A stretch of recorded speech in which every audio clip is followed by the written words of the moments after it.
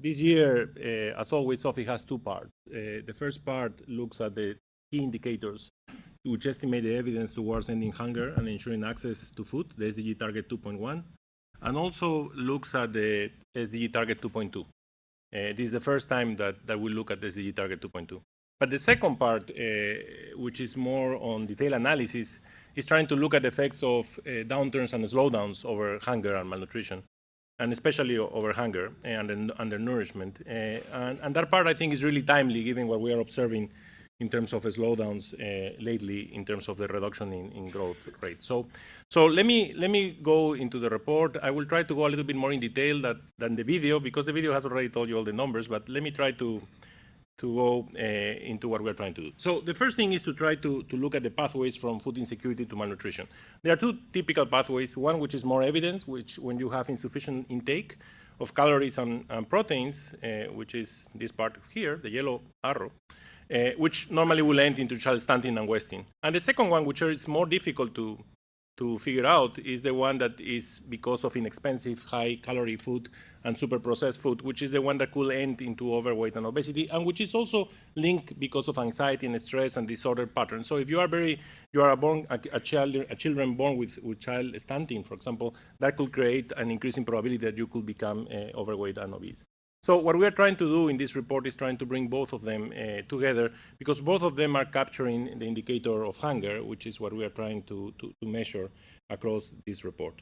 Now, what are the key results? So after decades, essentially, of a reduction in the trend of both the prevalence and the number of undernourished people, the typical POU indicator that we measure, now we are observing that this is reverting. And it started to revert in the previous year, since 2015, and now we are staying basically in the same level of prevalence. It's 11%, around 11%, and in 121 million people that are suffering undernourishment.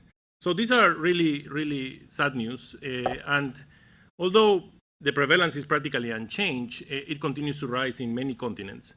The situation is almost alarming in Africa, where hunger is slowing but steadily on the rise in almost all sub-regions, making Africa the region with the highest prevalence in 20%. It's also rising in Latin America, and I will show you why. And this also, although the prevalence is still in 7%, but we are observing one country which has a significant rise, which is the case of Venezuela. And in Asia, the prevalence has been slowly decreasing in around 11%, but there is one exception, which is Western Asia, where we are observing that to start to change into 12%, which is also worrisome to look at. If we look at the number and the number of people hungry in the world, we are in 820 million people, of which Asia has 513.9, Africa 256.1, Latin America 42.5, and then the other countries. But the trend, again, brings us this enormous challenge, what it was mentioned before, which should be in zero and which should be in a decline, and that's not happening at all, and that's what worry. So the numbers are, of course, not perfect. They have many caveats and many concerns, which the report tries to detail. This is the thickest report ever in the case of the SOFI, and the reason is because we went very in detail in methodologies and trying to put all the caveats, because we want transparency and we want people to understand what we are doing. And that is helpful. We are also trying to make the data public for first time. But you must understand, for us, to make one country data public, we need to get clearances from the countries, because we use official data. So we need to get clearances from them. But we were able, even in the case of the data that we collect, which I will show later, we were able to get most of the countries agree to publish the data, which will be very helpful to keep improving. Now, what is happening behind? And these are graphs that show a little bit of the explanations. First, undernourishment increases sharply in countries affected by conflict in sub-Saharan Africa. And here you can see the difference between the POU, which is the undernourishment indicator on conflict countries, with respect to the ones which are not in conflict. And you will see that the trend is higher, or the slope is higher in the case of the conflict countries. And the same happens in the case of the numbers. We also see an increase in the trend because of the conflict. So conflict, which was one of the topics of the previous office, is one of the clear reasons of why of the increase of this number. When we start looking at droughts linked to climate change, again, we observe that in countries that we have drought, that are drought sensitive, the trend is also higher, like in this case, the POU, and the same in the case of the number of undernourished. So conflict and climate change issues makes it very important. And this is also linked to some of the work that the Global Hunger Index did before in terms of conflict, which showed that conflict areas was one of the causes or the drivers behind this. This is the case of Venezuela. This is the first time we can really update the numbers for Venezuela. The change is huge. And it's so important because this is even using official data. Okay? So we were able to send missions to Venezuela to be able to control quality and get the official data and redo the whole estimation of the POU. And that's basically one of the drivers. And this is very consistent to what we are observing with the private surveys that are being done in Venezuela, funded by some institutions. So again, it's showing something pretty important to look at around and to see how situations like the ones facing there could create significant changes in the numbers. Now, one of the new things that we bring in this SOFI is what we call the FIES, the Food Insecurity Experience Scale, which is based on a scale that is global comparable. This is the same as when you do the poverty, extreme poverty numbers in the case of the bank, that you have to have a global scale. And I just wanted to show you the methodology because it's not easy, and it took us a lot of time to do these infographics to explain people how we calculate that. But essentially, so I want to exploit it, but essentially, this one tries to summarize the situation where we have for each country the indicator and the scale, and then we create a global reference scale, and then we are able to rank them by severe, moderate, and food access or no problem. No? Clearly, it's a two-step procedure. We calculate the medians, and then we make the global reference scale. We look at benchmarks, and that we can compare all the countries, keeping the specificity of each of the countries, which is what we want. Now, what is the beauty of this is that this is another indicator coming from a private survey, in some cases with country data, but mostly with Gallup data that we collect in several countries, and allow us to have another indicator that shows two things, the severe scale and the moderate scale. And why is this so important? When we look at the severe food insecurity scale, basically what we are trying to do is that to measure something very similar to what we were measuring in the nourishment. And in this case, we are observing that we have 704 million people in severe situation. The orange is showing the moderate food insecurity scale, which is basically people experiencing moderate food insecurity, which face uncertainty about the ability to obtain food and have been forced to compromise on the quality and or quantity of the food they consume. And that is a new element. Adding both of them, we are in the 2 billion people, which is the number that we are talking. Why is a new element? Because it's bringing another concept that is part of the SDG indicator, of the Zero Hunger SDG indicator, which is looking at the quality of the food I am eating. And normally, when we are under stress, we will sacrifice quality, buy cheap food, which could create problems of overweight and obesity, which is what we are trying to assess on this indicator. And what we are observing is that when we look at the moderate scale, is that it is a problem that not only affects low-income countries and middle-income countries, but also is affecting high-income countries. And the rate in the case of North America is 8%. So we have a significant effect that is important to look at, and this is something new that this report is trying to bring. So now we not only look at the severe, but we are also able to present the moderate scale, which is looking at other forms of malnutrition behind those. Now, when we look at the levels of food insecurity, it has been in the rise in the global level, as I mentioned, but it has been in the rise in almost all regions using the FIES scale. The dark red bar here is the severity, the orange is the moderate scale. And basically, we have a significant increase in the African side, which is the bars that you're observing here, but also an increase in Asia, and in Latin America, it has been an increase in 2017, and then a little slowdown in the severity scale. When we look at how it evolves in terms of the distribution of food insecurity by severity, it differs greatly across regions in the world, and we can show this very clearly in terms of the graphs. And also the same when we look at the prevalence of food insecurity as it looks in different levels of income countries. As you can see, in low-income countries, the severe, the red, is a lot bigger relative to the total population, in the case of lower middle-income countries and upper middle-income countries.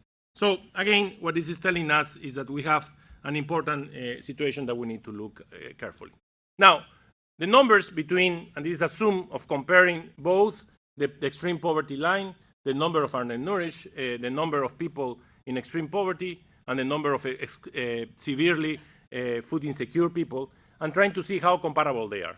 The sum, what it's telling you in the top part, is basically that the global number 821 and 704 are moving in the same direction over time, which makes us consistency between severe and undernourishment, the POU. In the case of the extreme poverty line, we saw a decline until 2015.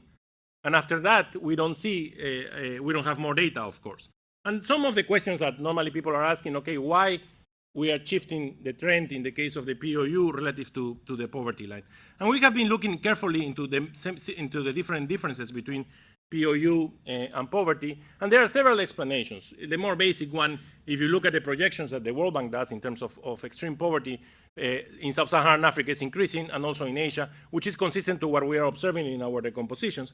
But also it's important to know that there is a difference between extreme poverty and what we measure. In the extreme poverty, which is the $19 a day line, you can have a range between 26 to 79% of the share of food in the basket that you are measuring. So there are a lot of differences that we can explore, and we are writing a technical paper on this to try to explain the differences behind, but doesn't seem to us to be at all inconsistent at this point. This is basically showing the evolution and the progress in child stunting, low birth weight, one of the first indicators that we're publishing for the first time, the exclusive breastfeeding. Also, low birth weight, is the first indicator. Stunting, which is reducing, but not at the space we need to reduce.